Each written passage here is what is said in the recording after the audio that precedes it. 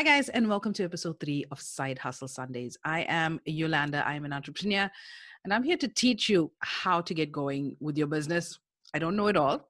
I'm just a few steps ahead of you with my business. And if you want to know what I'm into, watch episode 1, where I break down my multiple income portfolio for you guys, and you can see how my businesses are laid out. And I want you to get in that position of where you have multiple incomes, where you're not dependent on a job anywhere, but you're being productive. You are making money on your terms, on your time, and you have ultimate freedom. So if you are looking for that whole jet setting experience, if you work hard, you can get it. But my ultimate goal is freedom, where I can spend time with my kids, I can spend time with my family, I can live life on my terms from basically anywhere I want while traveling. In our first episode, we looked at how we can come up with our business idea. And in our second episode, we went through a period of validation where we validated a couple of business ideas and we came out with the one that's on top. And because we have a few ideas does not mean that we can't pursue them all at once. It means that we're going to take the number one, the one that we have the greatest chance of being most successful with. We're going to build that, we're going to scale that, and then we'll come back and we'll look at the various other business ideas that we've had at this point, and we can look at that. But right now, I want to take you through the planning phase of how you plan your business. At this point, you can go to my website. It's www.financiallyfabulous.com/business plan. And you log on there, you sign up, and you will get a free one-page business plan in your email. All right. So it's not mine. It's something that I found online from another company. But go and check it out. It's, the process of writing a business plan is very tedious. And the reward at the end of the day is getting this document. But the real reward, the real value comes in writing the business plan, where your brain is thinking. Questions have been posed that you wouldn't have thought of by yourself. And that's the real value of writing a business plan.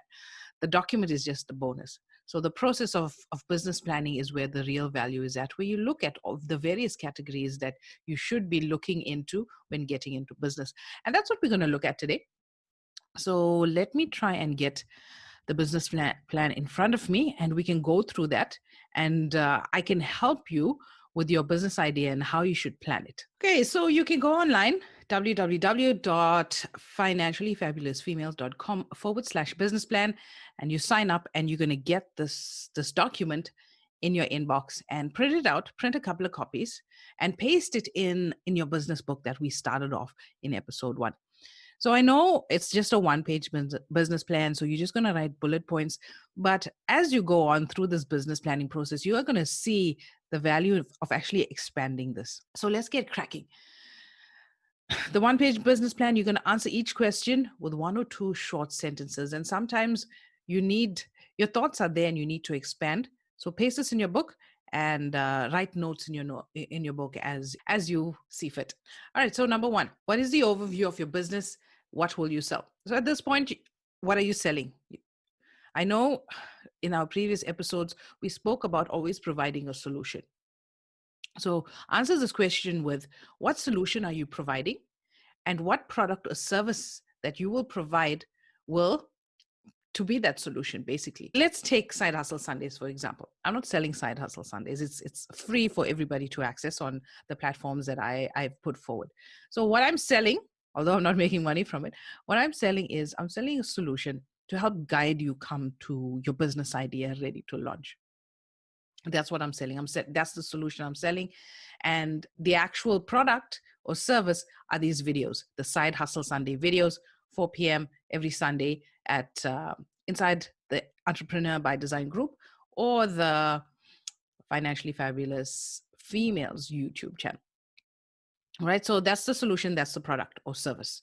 So jot that down at this point. Then we're going to state who is going to buy it. Who are you targeting in your business? And if you remember in our other episodes, we said that if you're selling cupcakes, now everybody likes cupcakes, but who is going to be your target market?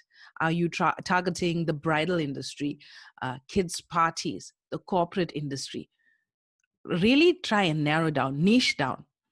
I know one of my business gurus that I follow always says that the riches are in the niches. That's how Americans say it, apparently. But the riches are in the niches. So niche down on your audience, on who you are trying to target. Then we're going to try and figure out how your business idea is going to help people. Now you're linking up there to your solution. What solution are you providing? You providing convenient cupcakes to the corporate industry. You providing character cupcakes to the kids parties industry. So try and narrow down what solution your product or your service is providing to your clientele. Then we're going to look at pricing, kaching. What will you charge for this service? So to come down to your pricing, we want to look at the cost of your product or your service. Now, obviously, if you're doing a service, you're going to have to break down what is the value of your time to come up with this service. So try and figure out what the cost of your product is. You should know this by now. And when you're looking at cost, look at the cost of everything. Now you are into cupcakes, right? For example, that's the theme that, or the example that we're going to work through. Let's say if you're into cupcakes, you got to look at all of your raw ingredients, your flour, your sugar, your eggs, your milk, and butter, and icing sugar, and everything else that goes into making the cupcakes.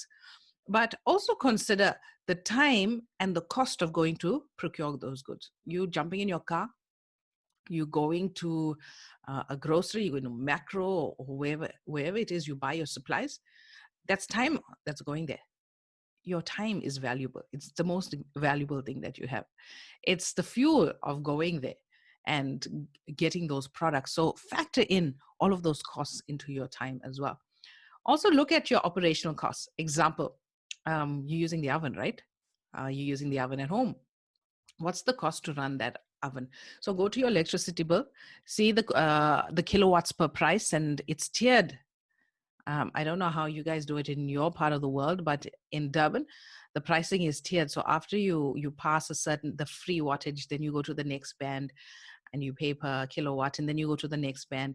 Obviously, you want to try and keep your usage down, because once you pass a certain level, the price really exceeds. So try and look at that and consider the cost of electricity. In South Africa, it's a big factor that you need to consider. The cost is accumulating very, very fast. So consider the cost of operations as well. And if your cost of operations doesn't include electricity, what does it include? Does it include water? What other resources that go into making that product? And those costs you need to consider. So at this point, you want to, well, obviously you're going to watch this video till the end, but come back to this video as you do your planning and list down everything that you need for operations. Your packaging, your advertising, all of that need to be affected into the costing of your product. So now that you know the cost of your product, decide how you're going to sell it. It's a very tedious exercise. It's going to take you some time, a good couple of hours, but take the time to really thoroughly do it. When I was in Bahrain, I don't know if I told you guys this, but I was in Bahrain and I was pregnant with my son, my second child. And like I said, I'm not somebody who can sit at home doing my thing. So I had my holidays on the side. But the thing with holidays and online, you post it online, you run your ads, and people come to you. So you're not busy all the time. You make your sale. That's why the business is so scalable and it takes very little effort. But I had to keep my hands busy. And apparently having a 1-year-old or a 1.5-year-old wasn't enough for me. I had a nanny, but I needed to keep busy. I needed some extra funds of my own. So I started a doggy biscuit business. So I linked up with a Bahraini chick, and she had this mobile dog studio. So she came over one day and she gave my dog a nice cleaning and trimming and grooming. And we were sharing ideas. So I partnered with her where she stocks my products. And she just sells it because the audience is there. I gave it to her at a discounted rate. She puts a markup on it and she sells it. And now these cookies, I mean, they were really nice. If you go online, you can go online on Facebook and you can see the pictures of it. It's K9 Crunch Bahrain. K, the alphabet K, 9, and Crunch with a K, Bahrain. And go check out those pictures. I used to make these by hand, all food grade ingredients. So I used to get these ingredients from the store. And it used to be really nice. Chocolate cookies, yogurt dipped cookies, pop cakes, popsicles, you name it. I sold it. And the thing with Bahrain is people have a lot more money to spend than South Africa. And it was a small place, so I could do deliveries by myself. I linked up with the vets in the area to give away free samples. I loved it. I really loved it. And I can't do that here because South Africa is so big. The traveling costs are so big, and for that business here, it doesn't make sense for me right now. The return of investment just wouldn't be as great as it was in Bahrain. So go and check it out. And when I price my products, like I said, I used to go to the grocery, buy these things there. So I used to price my products per biscuit or per cupcake. I used to calculate how much of flour I used to buy, what the price of at this batch of flour I bought, and have everything down. If my one batch gave me 100 cookies, I could tell you the price of one cookie. So when I came up with my bouquets, I used to sell arrangements. I never used to sell in the bags. I started off selling in the bags, but I used to sell a month load supply. It become in this nice bouquet and really pretty. People spend on their pups, huh? They really, really spend.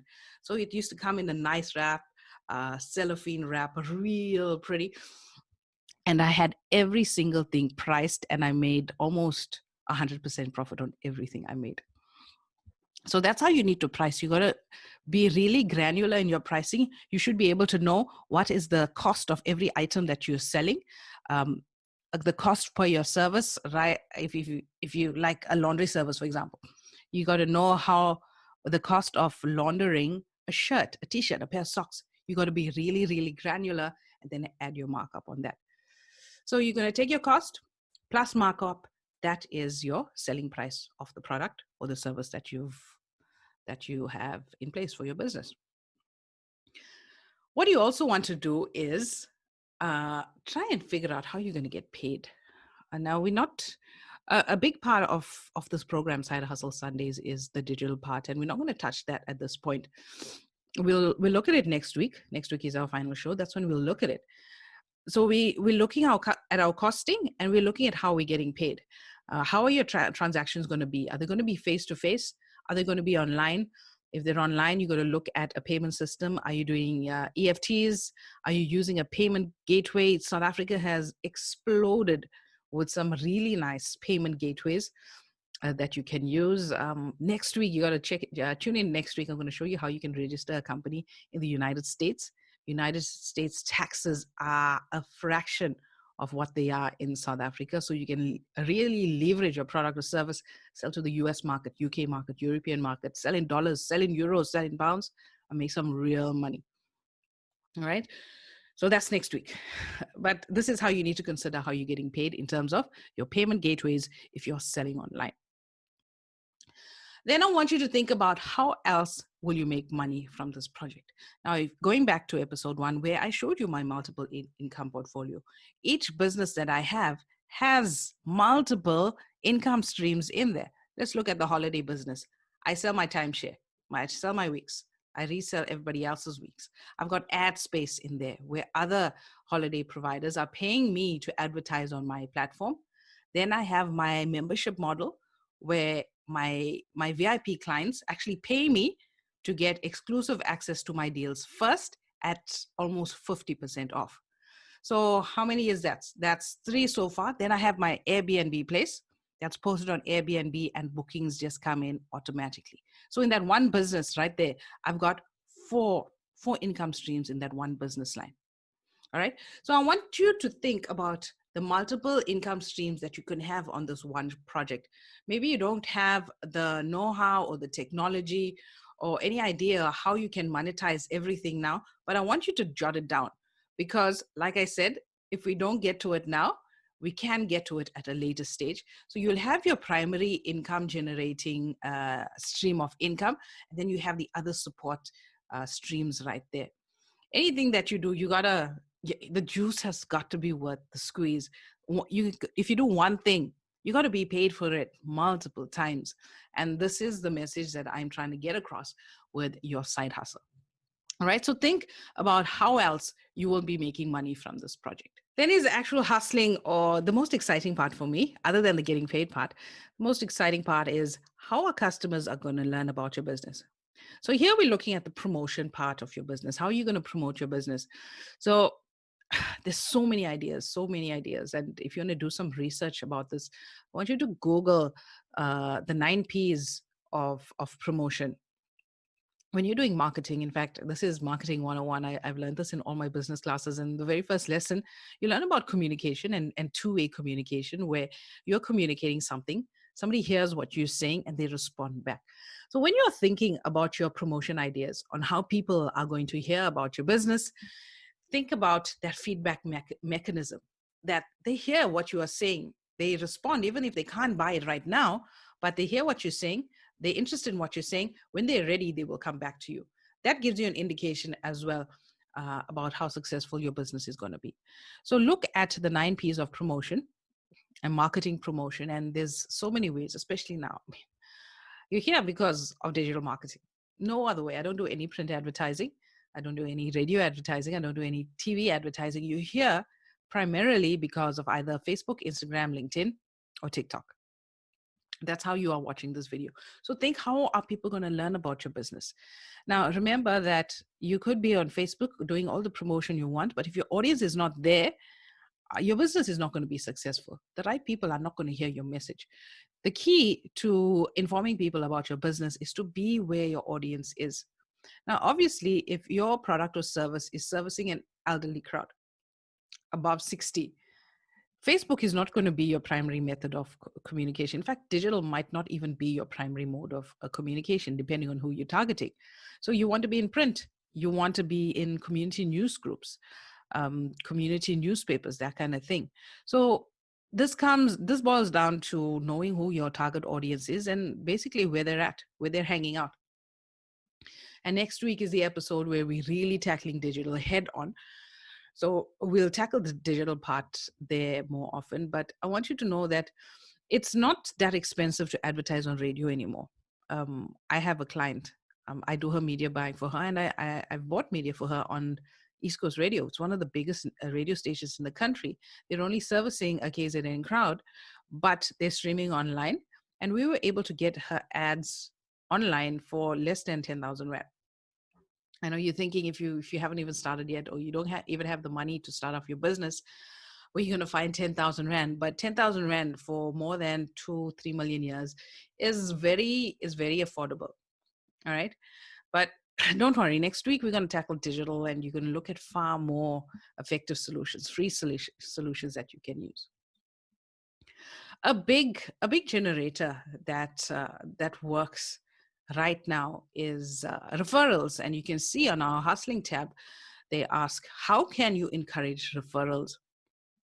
So what I try to do is I get people to, I give them a discount on the next purchase if they can refer clients to me.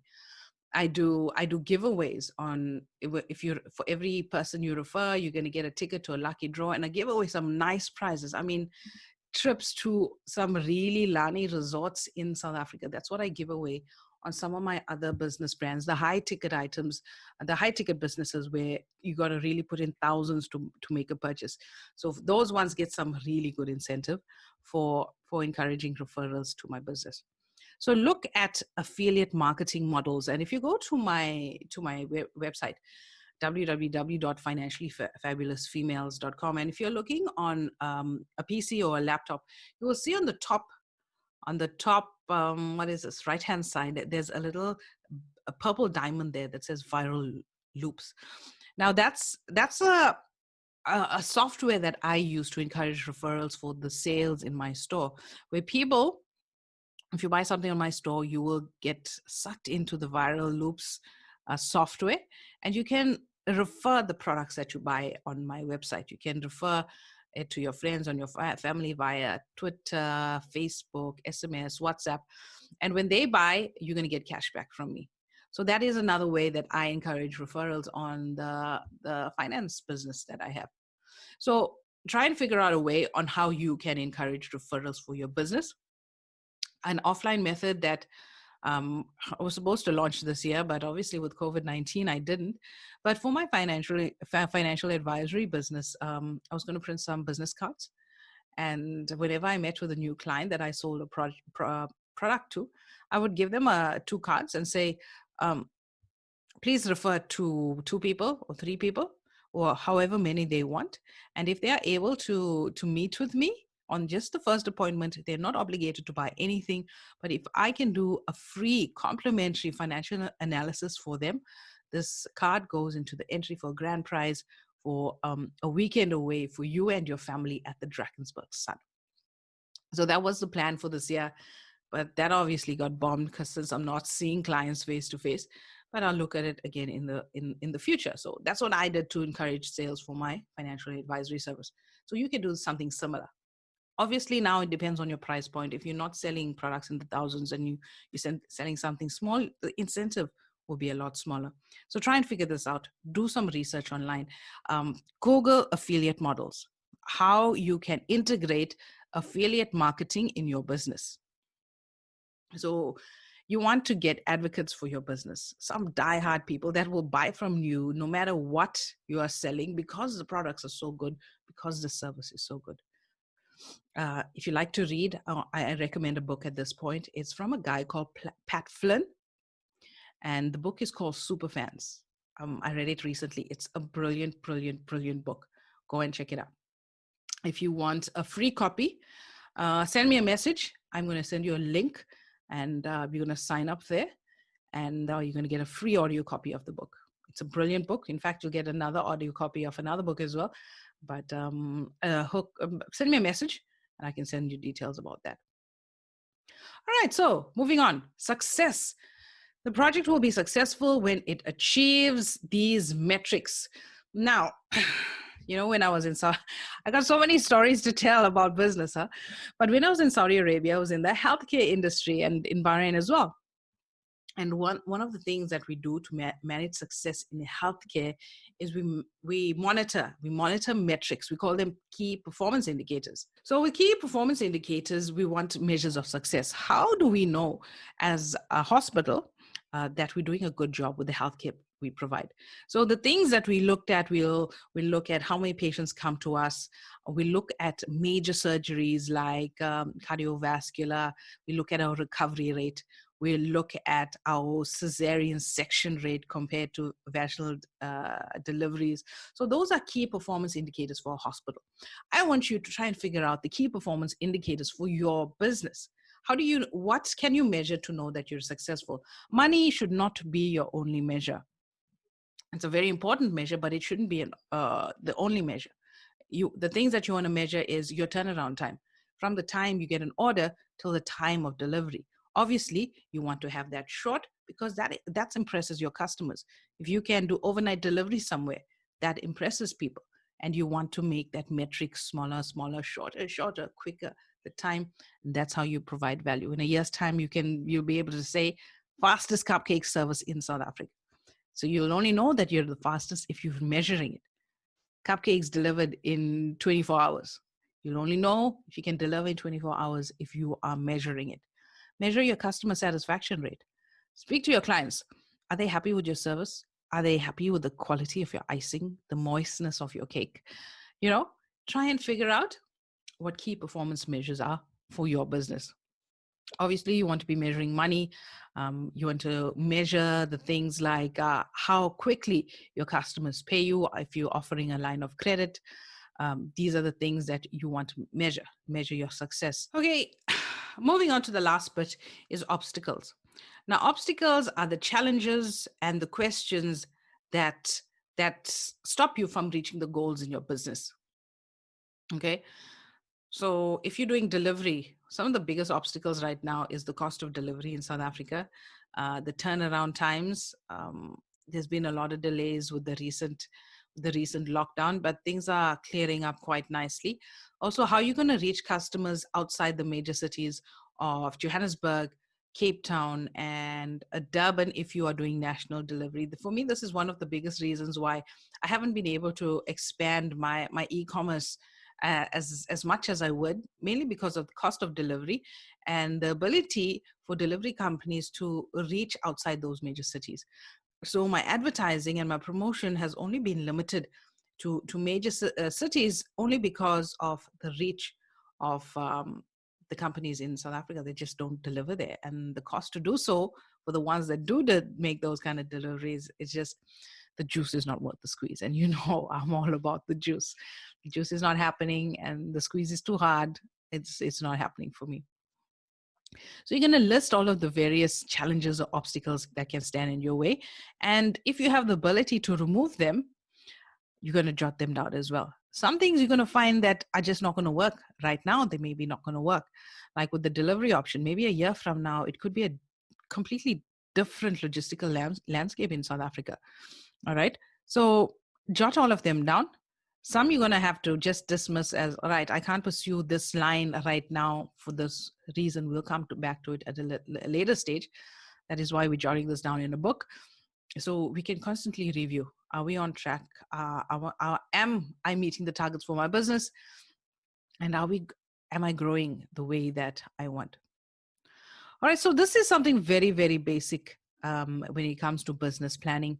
It's like a highlights package in this. If you've never done this before, it's going to be a valuable exercise. If you have done this process before, you want to get something more intricate.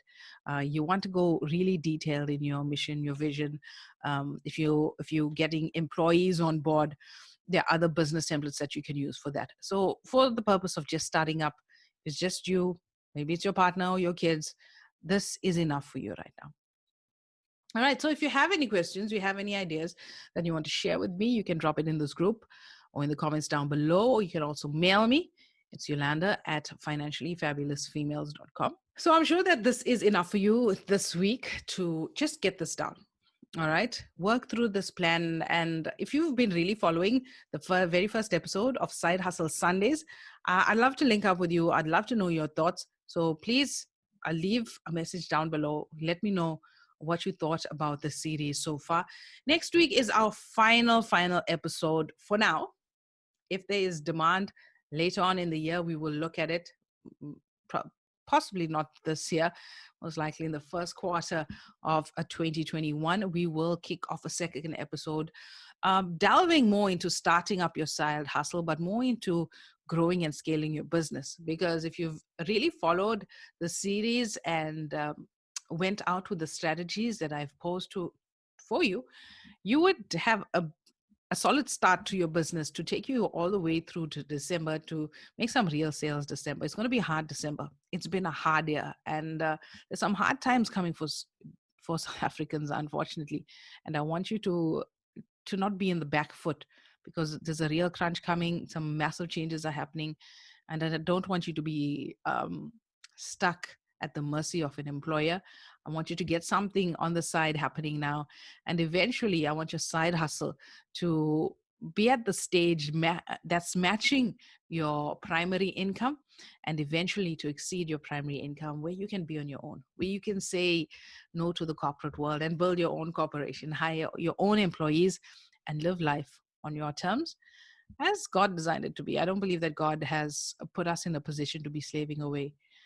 He's given us families. He's given us this beautiful country. He's given us friends that we should be really enjoying life with.